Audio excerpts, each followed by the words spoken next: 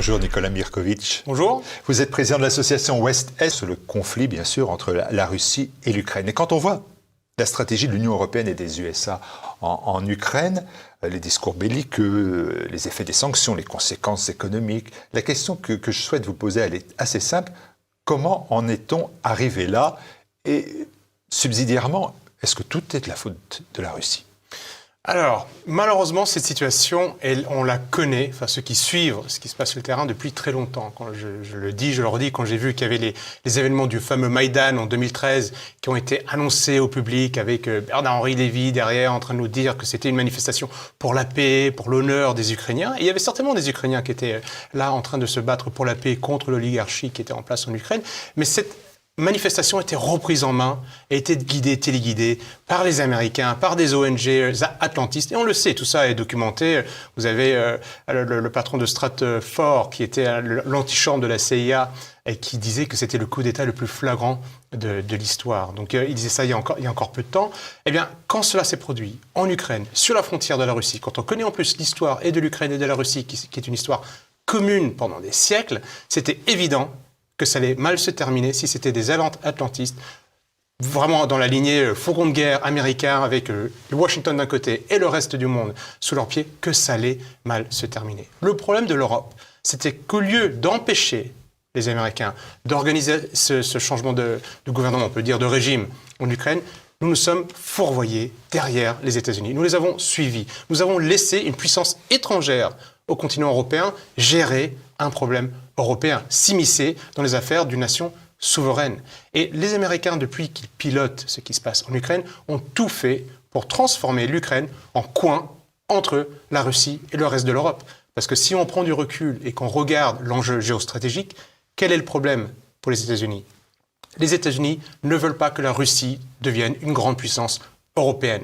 Ils le savent depuis très longtemps, si on regarde les écrits de Mackinder, de Spykman, qui sont des géopolitologues du XXe siècle, et ou la doctrine Wolfowitz de la fin du XXe siècle, on voit très bien que les Américains ont peur d'un grand concurrent. Ils ont peur d'un grand concurrent. La Russie est un pays énorme, extrêmement riche, plus d'une centaine de millions d'habitants. Ils ont peur qu'avec la richesse naturelle russe, l'étendue, plus le savoir-faire d'Europe de l'Ouest, eh bien, l'Europe se suffirait à elle-même. Nous n'aurions plus besoin de bases américaines en Europe. Nous n'aurons plus besoin de technologies américaines en Europe. Nous serions autosuffisants. C'est la grande crainte des États-Unis. C'est ce qu'ils ont exprimé dans ces différentes doctrines, qu'ils aient raison ou tort. C'est leur grande crainte. Donc du coup, en transformant l'Ukraine en zone chaude, en zone de guerre avec la Russie, ils font tout pour éloigner la Russie d'une perspective européenne, non pas au sens Union européenne, mais au sens de rapprochement, parce que nous avons en commun une civilisation, une culture, de l'histoire. Les Américains, ils ont peur de ça, donc du coup, ils ont tout fait pour transformer l'Ukraine en, vraiment, on va dire, plus que pour la gratter, en zone de conflit avec les États-Unis. Et nous, Européens, bêtement, avons suivi les Américains. On a pourtant piloté les accords de Minsk avec les Allemands. Oui, mais on n'a rien fait pour. Vous avez tout à fait raison de souligner que la France et l'Allemagne étaient co-signataires, et c'était très bon. Mais la France n'a rien fait.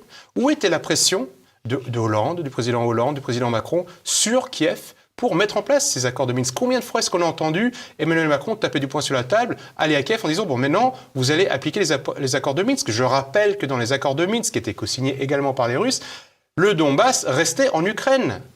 Les régions restaient autonomes au sein de l'Ukraine. Il fallait revoir la Constitution. Il y avait un certain nombre de mesures. Il n'y en avait pas 15 000 non plus. Où était la pression de la France et de l'Allemagne pour obliger l'Ukraine à se plier à ces accords de paix? Nous avons, en suivant les Américains qui voulaient la guerre, qui voulaient éloigner la Russie, nous sommes rentrés dans ce mécanisme de guerre. Nous qui disions, on nous apprenait à l'école, l'Europe c'est la paix, l'Europe c'est la paix. On a été absents du processus de paix. On a laissé les Américains prendre le dessus. Et maintenant, nous, Français, sommes entraînés dans une guerre où nous aurions dû, en tant que grande nation européenne, être un vecteur de paix. Nous connaissions très bien Moscou, nous connaissions très bien Kiev, nous étions de toutes les nations européennes une des seules qui était la plus légitime pour trouver un dialogue, un discours entre Moscou et Kiev. C'était impossible qu'on n'y soit pas arrivé si ce n'est qu'on n'a pas voulu, on a suivi les Américains et on n'a pas voulu. Voilà notre tort, presque notre crime dans cette situation. C'est le seul objectif de cette guerre de Russie et d'Ukraine, c'est d'éloigner la Russie de l'Europe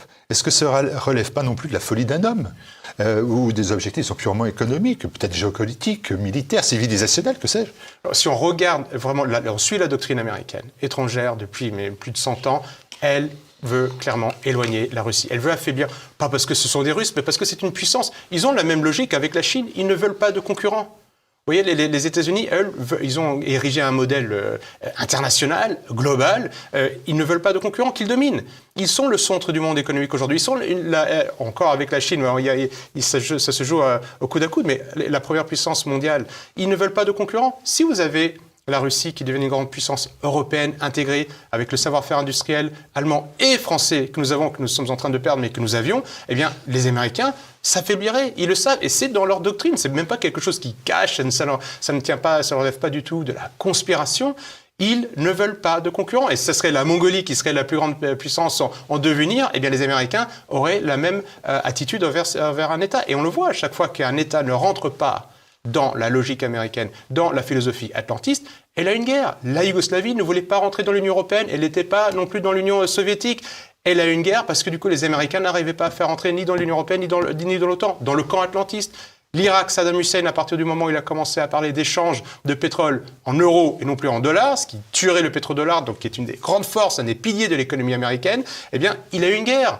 Kadhafi a une guerre à partir du moment où il a commencé à parler d'une monnaie unique pour l'Afrique. Ce ne sont pas des conspirations, c'est la réalité. C'est la réalité, même si, quelques mois auparavant, un Milosevic, un Saddam Hussein, un Kadhafi étaient sur le perron de l'Élysée, étaient invités en grande pompe dans des réunions avec Barack Obama ou d'autres chefs d'État.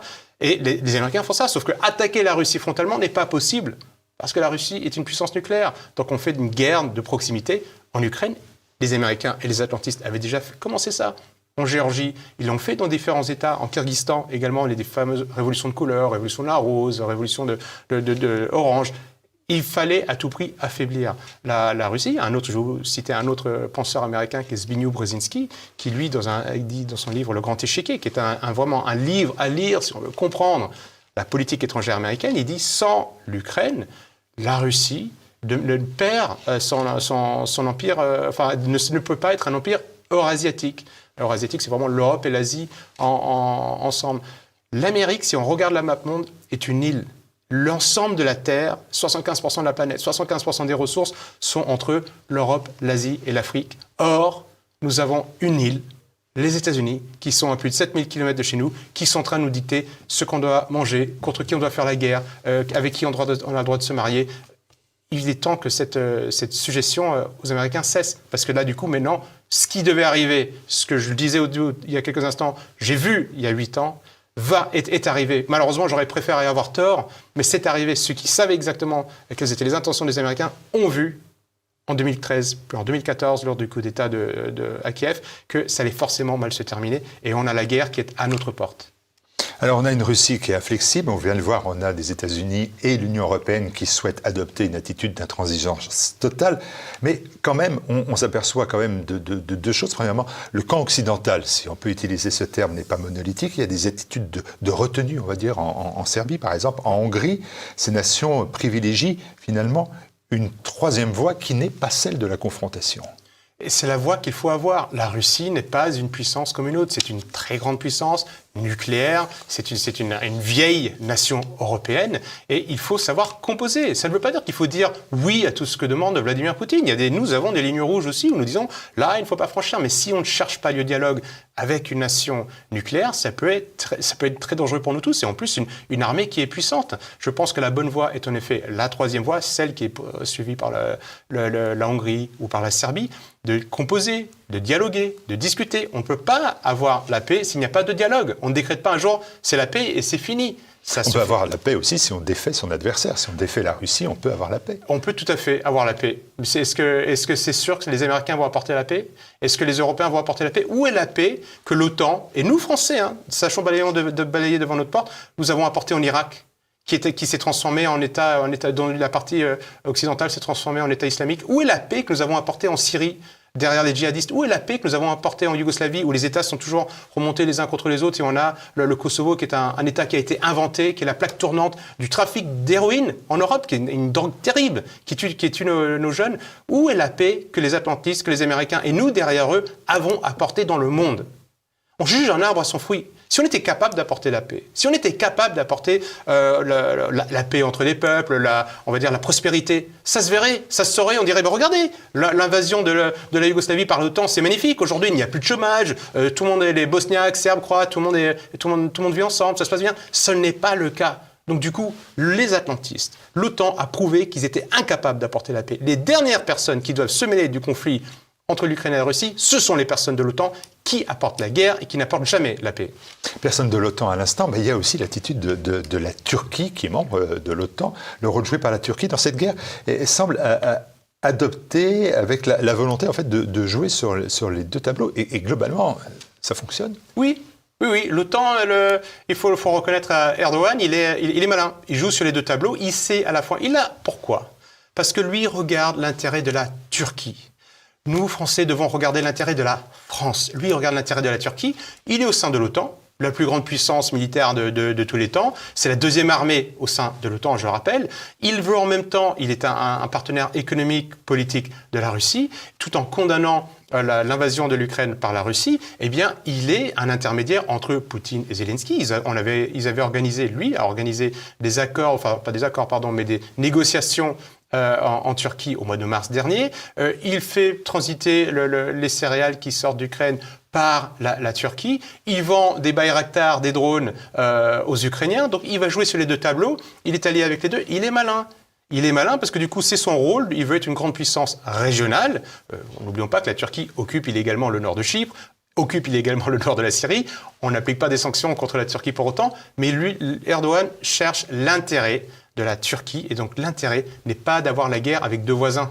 Donc du coup, il essaye de composer, d'être un peu un homme neutre entre les deux. Et il propose aujourd'hui, et c'est quand même malheureux pour nous Européens, d'avoir Ankara qui est en train de proposer la négociation de paix entre deux nations européennes, chrétiennes. C'est quand même, donc je dis, là c'est clair, la France aurait plutôt intérêt à suivre un modèle comme Erdogan pour la gestion de ce conflit-là. Le modèle historique de la France, on évoque tout de suite le général de Gaulle et cette notion de non-alignement. Est-ce que vous pensez que c'était valable dans le cas présent, malgré l'attitude de Vladimir Poutine, agresseur ? Il fallait tout faire pour l'empêcher, ça fait 8 ans. Il faut rappeler que les habitants du Donbass connaissent les images que nous voyons aujourd'hui, terribles de la guerre en Europe, connaissent ça depuis 2014.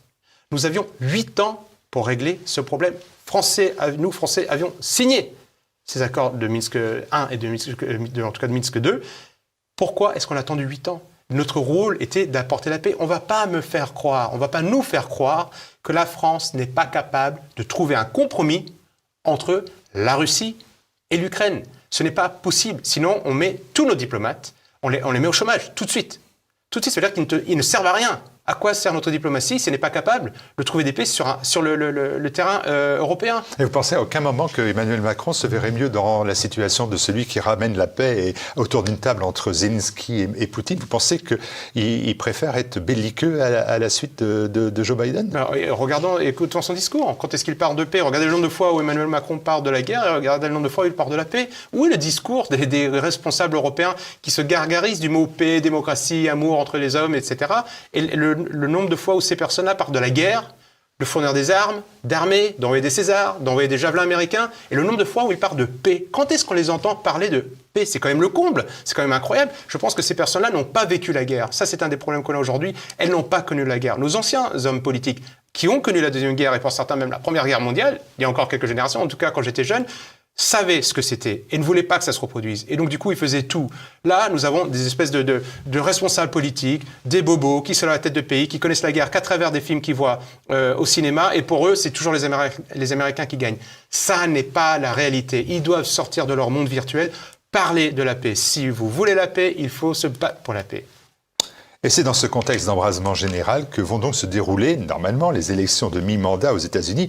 Outre une multitude de scrutins locaux, les Américains vont renouveler la Chambre des représentants et plus d'un tiers du Sénat. Et à 40 jours, on a une quarantaine de jours du scrutin, la guerre russo-ukrainienne peut-elle relancer ou influencer, on va plutôt dire, le vote des Américains? Elle va influencer le vote, ça c'est certain, parce que c'est un des sujets majeurs, un des thèmes majeurs de Biden.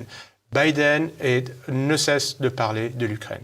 Or, l'Amérique traverse une crise grave. Elle traverse une crise sociétale. Les Américains sont divisés entre eux, entre les côtes et le reste du pays.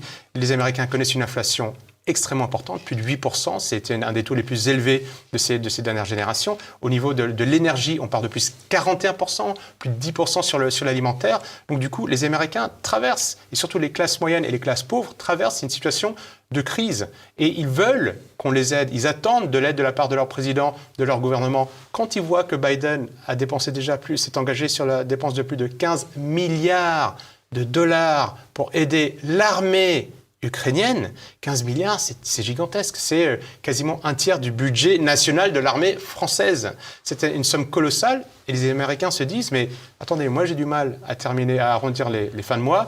Je ne trouve pas, mes enfants doivent s'endetter pour aller à l'université. On a du mal à payer le plein d'essence et on va dépenser de l'argent pour l'Ukraine. Et là, vous savez bien, les Américains, la géographie, ça fait deux. Du reste, on a attribué à Mark Twain cette phrase qui dit que Dieu a inventé les guerres pour que les Américains connaissent la géographie. Donc, blague à part, la situation américaine est extrêmement compliquée et difficile. Et donc, du coup, ils voient mal ce que Biden fait en Ukraine. Nous, on sait tous, on sait les dit, ce que Biden fait en Ukraine, les intérêts des Américains. Mais l'Américain, lui, non. Donc, ça va avoir une influence, une influence importante. Surtout, le résultat de ces élections vont avoir une influence majeure. Si les républicains arrivent à prendre une des deux chambres, ou le Sénat, ou la Chambre des représentants, ils peuvent bloquer toutes les décisions de Biden. S'ils arrivent à récupérer les deux, c'est eux qui vont légiférer. Et Biden sera très mal parti pour éventuellement se représenter si c'est le cas. L'Amérique d'abord, Donald Trump est toujours très présent. Il a qualifié Joe Biden d'ennemi d'État. Oui. Il a dit, il m'a déclaré la guerre à lui, Donald Trump, il a déclaré la guerre à la moitié de l'Amérique. Un Joe Biden dont on voit que la santé mentale est, disons, fragile. Oui, oui, c'est certain. C'est ce qui est incroyable, c'est que ça aurait été Trump qui avait été élu, il aurait fait les mêmes lapsus, il aurait les mêmes errements, il serait complètement à côté de la plaque comme les Biden. Les médias français ne cesseraient de se moquer de lui, de dire mais qu'est-ce que c'est que ça? Joe Biden ne va pas bien, il n'est pas à la hauteur du poste, mais ça montre aussi que ce n'est pas lui qui dirige les États-Unis. Ah, c'est qui? C'est tout l'État profond. C'est quoi l'État profond? Expliquez-moi. Alors, l'État profond américain, ce sont les personnes qui ont été mises en place, qui ont eu je parlais d'une pensée, j'en parle de mon livre, l'Amérique Empire. Les Américains ont établi une doctrine, notamment sur la politique étrangère. Ils ont placé, sauf les personnes vous avez des personnes du Council on Foreign Relations, de différentes entités, différentes associations, de la Fondation Ford, de différentes fondations qui placent leurs pions dans le gouvernement ou dans l'administration. Ce qui fait, pourquoi est-ce que Trump a eu autant de mal à mettre en place sa politique quand il a été élu? C'est parce que ces personnes qui pensent que l'Amérique est le centre du monde, que le dollar doit être la monnaie de réserve mondiale, qui pensent que l'Amérique peut imposer à l'Europe toute sa technologie, qui pensent que l'Amérique peut imposer des amendes à la BNP, au Crédit Agricole, à Volkswagen. Ces personnes-là sont adeptes de l'atlantisme. L'atlantisme, c'est une philosophie. Nous, quand on est atlantiste en France, ça veut dire qu'on pense que l'Amérique va régler les problèmes du monde. Mais quand on est atlantiste aux États-Unis, ça veut dire que nous, Américains, devons régler les problèmes du monde et qu'on doit imposer notre vision au reste du monde. L'État profond américain, ce sont ces personnes qui ont cette même philosophie, qui est extrêmement libérale, c'est le complexe militaro-industriel. Donc, dans Eisenhower, le président américain nous avait mis en garde dans son discours de fin de mandat. Il a dit « Attention, notre démocratie est en train il y a des risques que nous perdions notre démocratie à cause d'éléments internes, même à l'administration américaine. » Et c'est ce qu'on appelle donc aujourd'hui cet État profond. Donc du coup, qui dirige? Biden ne pourrait pas diriger une épicerie aujourd'hui tout seul. Et c'est parce que... Alors, gérer une épicerie, c'est compliqué. Hein, donc, du coup, j'ai pas du tout... Il faut reconnaître les clients. Donc, oui, il faut reconnaître les clients, c'est ça. Donc, donc c'est pas une critique. Mais lui ne peut pas être président. Il ne l'est pas. Et c'est un secret pour personne. Les médias feraient leur rôle, ils le diraient. Bon, voilà, il va serrer des mains, il va couper des rubans. Mais ce n'est pas lui qui dirige la politique américaine, ce qui est extrêmement dangereux, en plus. Vous me dites tout ça, Nicolas Mirkovitch. Vous me dites que Donald Trump cherche à revenir. Vous me dites que Joe Biden et son entourage forment un clan belliqueux, de va-t-en-guerre, incapable de juguler l'insécurité, l'immigration, la crise économique. Vous me dites que la santé mentale du président des États-Unis est fragile, on va regarder ce terme-là. Et cependant, les sondages dessinent depuis août une dynamique favorable aux démocrates. Oui. C'est tout à fait vrai. Alors du coup, il faut toujours se méfier des sondages. On a bien vu que si les Américains n'étaient pas spécialistes en une chose, c'est bien les sondages, parce qu'ils n'ont pas du tout vu voir la victoire de Trump. Et puis, il y a aussi toute la campagne médiatique. Il y a deux choses. Vous avez toute une campagne médiatique aux États-Unis qu'on retrouve en France, qu'on retrouve dans plein de pays atlantistes où on pense qu'on peut célébrer la diversité d'opinions, où on aime le conflit des idées. C'est en train de s'atténuer tout ça. On en voit de moins en moins. Et les médias qui n'arrêtent pas de dire Trump, ça serait la cata, Trump ceci, Trump cela. Bon, résultat, aujourd'hui, ils font la promotion de Joe Biden. Vous lisez, je lis tous les jours quasiment le New York Times ou le Washington Post, ce sont que quasiment des mini-hagiographies de Joe Biden. Donc du coup, il conditionne. Noam Chomsky nous en avait mis en garde aussi là, sur la fabrication du consentement. Le poids important des médias qui appartiennent, pas forcément au peuple américain, mais qui appartiennent à des puissances financières, est flagrant. Et donc du coup, on va conditionner, on va leur dire, regardez, Trump a quitté le pouvoir, mais maintenant ils sont revenus sur l'avortement. Si on veut retrouver l'avortement, il faut voter pour Biden. Donc du coup, ils vont créer cet état d'esprit pro-Biden. Et puis, Trump, il est vrai aussi, est clivant. Vous avez des personnes aux États-Unis qui sont dingues de Trump, qui ne jurent que par Trump, mais vous avez beaucoup de personnes qui peuvent même penser comme Trump, mais qui vont retrouver, qui vont pas aimer ses jeux de mots, qui vont pas aimer son côté un peu tonitruant, sa façon de parler, sa façon de s'exprimer, qui vont retrouver un petit peu caricatural. Donc du coup, ce n'est pas si évident, quoi. Biden a un bilan qui est pas bon. Trump n'est pas forcément la bonne, je dis pas la bonne réponse, mais la réponse qui convient à tous les Américains. Et les démocrates vont jouer là-dessus. Eux, ils ont plutôt intérêt à mettre un peu Trump en avant, sauf que ils l'ont fait à l'époque d'Hillary, ils l'ont tellement bien fait que c'est Trump qui a été élu. Un renforcement des démocrates signerait automatiquement la poursuite de la politique des États-Unis en matière internationale. Bien évidemment, il y a la Russie, il y a aussi la Chine. Et là, vous avez une phrase qui nécessite d'être expliquée. Vous m'avez dit que les États-Unis vont nous entraîner dans le piège de Thucydide. Je me suis dit, là, on est en 460 avant Jésus-Christ, oui. On est loin des États-Unis. Alors, c'est pas de moi, c'est de Graham Allison, c'est un Américain, qui, lui, a fait une étude assez intéressante. Il a remarqué, à partir de la lecture de Thucydide, que quand Athènes, ville indépendante, était en train de monter, de grimper, eh bien, Sparte a commencé à avoir peur. Elle s'est dit, mais qu'est-ce qui se passe? Il y a ces petites villes qui grandit, qui risque de nous dominer. Qu'est-ce qu'on fait? On va rentrer en guerre. Et Graham Allison analyse que sur quasiment 15 ou 16 derniers grands combats de ces derniers siècles, chaque fois qu'une puissance dominante se sent, taquinée ou sent qu'il y a un rival qui est en train de monter, la plupart du temps, la puissance dominante ne va pas jouer le jeu de la concurrence, va attaquer la puissance rival. Émergente. Voilà, la puissance émergente. Donc, c'est ça le piège de Thucydide. C'est un piège, parce que du coup, ces puissances dominantes n'en sont pas toujours vainqueurs. Et aujourd'hui, on sait que le véritable... Vous savez que ça a des détracteurs, cette hypothèse. Oui, piège de Thucydide. Mais c'est intéressant. Il y a des détracteurs, mais c'est intéressant d'amener le débat à ce niveau-là. Parce que les États-Unis peuvent très bien entraîner la Chine dans une guerre, ou en tout cas, il y a une guerre économique, on l'a bien vu, ne serait-ce qu'avec Trump, et Biden, c'est pareil. C'est là qu'on doit amener Quand on nous parle, oui, la démocratie à Taïwan, il faut la préserver, ce n'est pas le vrai débat. Le vrai débat, aujourd'hui, il est entre Washington et Pékin. Qui va être la première puissance mondiale? Est-ce que c'est l'ancien modèle américain? Est-ce qu'ils vont réussir à se renouveler? Ou alors est-ce que ce sont les Chinois avec les nouvelles routes de la soie? L'enjeu est là et il faut mener le débat. Alors est-ce que Allison a raison ou pas? On ne sait pas, mais c'est intéressant d'amener le sujet là parce que clairement les États-Unis voient la Chine comme un rival.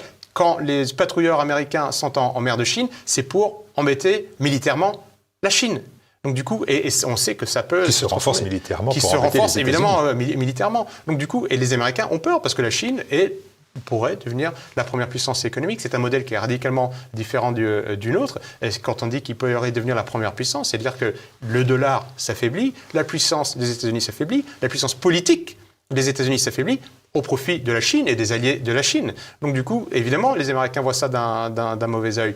Et la tentation militaire est quelque chose à prendre très au sérieux, parce que du coup, au bout d'un moment, quand on pense, vous avez chez les néoconservateurs américains, ceux qui pensent qu'ils sont toujours numéro un, les premiers du monde.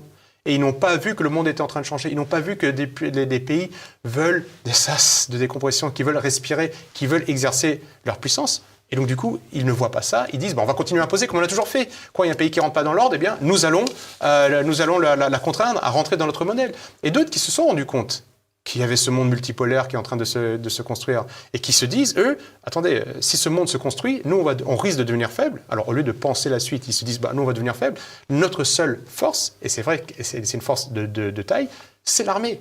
Plus de 700 bases dans le monde entier. Le budget militaire américain à lui seul est aussi important que les 10 prochaines puissances militaires mondiales. Donc, du coup, c'est une force indéniable et certains peuvent être tentés de se dire, on va lancer une guerre. De toute manière, nous sommes une île. Ceux qui vont se battre, ça va être sur le continent eurasiatique, peut-être même en Afrique, par des guerres par intermédiaire. Donc du coup, les Américains sont bien à l'abri. N'oublions pas que la Première et la Deuxième Guerre mondiale ont servi les Américains qui sont rentrés quand même tardivement en guerre, en tout cas en Europe.